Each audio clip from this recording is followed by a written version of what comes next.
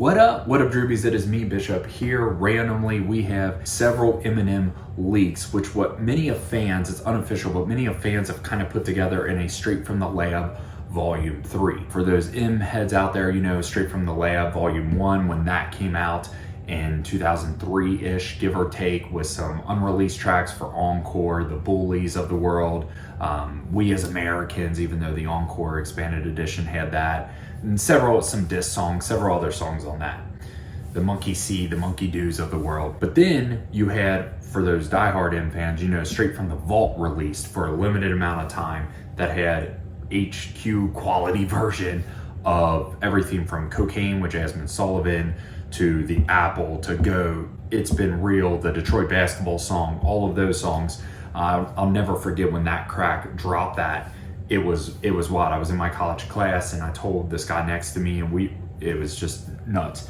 But then there was Straight from the Lab Volume 2, and the track list, you know, some people had it at 16, some people had it at like 24, and a celebrity and a range of songs that were released or unreleased or, you know, leaked early or whatever that people put together. Genius has both of those on there that you can see. Well, of course, it also has this Straight from the Lab Volume 3, and the track ranges are from anywhere between that 2003-ish time frame with the Marshall Power song and a few songs from then, all the way up until maybe 2017 with Freak, maybe some even more recently. I'm seeing conflicting timelines. 2019, oh no, this was from 2020. So it's unclear, but here's what I find the most interesting. Number one, with AI, it's very hard to determine what's real. And some AI songs are actually fire.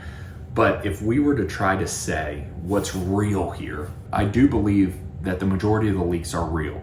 I haven't really been bought into the snippets, and so many snippets, and then also there's like these longer versions, or This Is, which is Survival, the original version, or the Antichrist 05, for example, is one of the tracks on there, and it's like, okay, when did this come out? What's real? What was added with AI? It's very hard. Discombobulated, another one.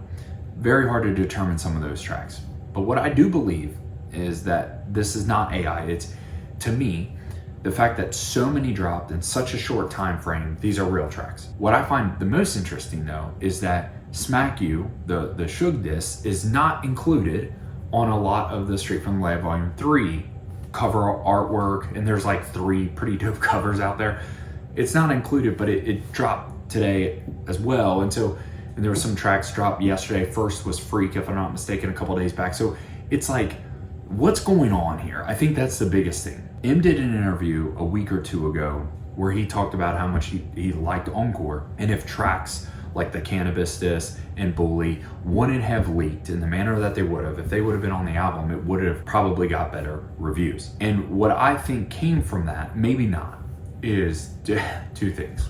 There is a conspiracy out there that there's actually a close friend of M or someone affiliated or used to be affiliated with the Shady program. I've heard so many stories, so we're just going to use either one of these, of they are leaking to get back at him. That's of course, right? The second, just kind of like the What If I Was Gay track against Joyner, had his hard drive, whatever. Then there's this other side. So there's this side of, okay, they're just leaking M content to get at M in a negative way.